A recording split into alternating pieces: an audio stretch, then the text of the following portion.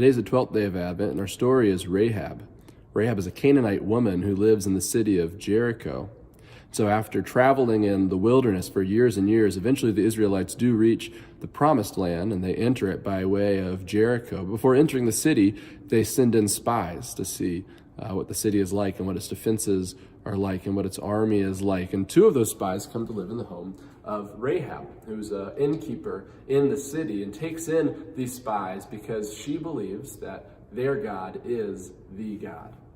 And so Rahab harbors these spies in her home at great risk to herself and her family, so much so that soldiers catch wind that maybe she's doing this and come to her house and demand that she turn over these spies. And she lets them into her home and says, "Look, they're not here. I don't know what you're talking about," because she's hidden them on her roof.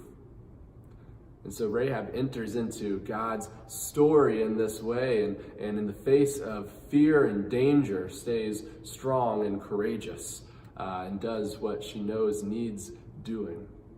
And so as a result, her family is spared when the Israelites do enter the city, and she becomes entwined in their story. So much so that when Matthew writes his gospel, in the genealogy of Jesus, Rahab is listed as one of Jesus' ancestors, one of very few women named in that ancestry.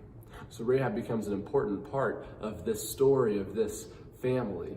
And I think one of the things that her story reminds us of is the importance of staying courageous in the face of fear. Sometimes we think that fear is a bad thing and something we should avoid altogether. But I don't know that's necessarily true, because fear often is tied to love, right?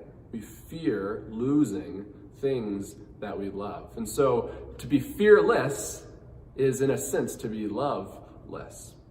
And so our goal is not to never be afraid of anything. Rather, our goal is, even in the face of fear, how do we remain courageous? How do we stay true to what we know we are called to do and the way we are called to be? And I think this is important for us because in our world today, there are all sorts of things that maybe we should be afraid of, but even more things that we're told to be afraid of. We're told to be afraid of people who are different than us, or people who are said to not belong here, or people who have different customs or cultures or religions than us. We're told to be afraid of all sorts of stuff on TV and the radio and in the media everywhere. And if we're not careful, this fear can become a dominating thing in our lives. But we are called to be people who are courageous, even in the face of fear. People who are called to say, "I'm not going to let fear of others stop me from the call that God has placed before me, a call of hospitality to people who are different from me, a call of taking care of people who are strangers to me, a call of reaching out to those who are marginalized, of believing victims, of bringing justice to those who are oppressed." These are the things to which we have been called, and we will not let fear stop us from living this out, because this is the call that our God has given us. It's a call that Rahab stayed true to, even in the face of fear, and it's a call that we can live out in our lives today.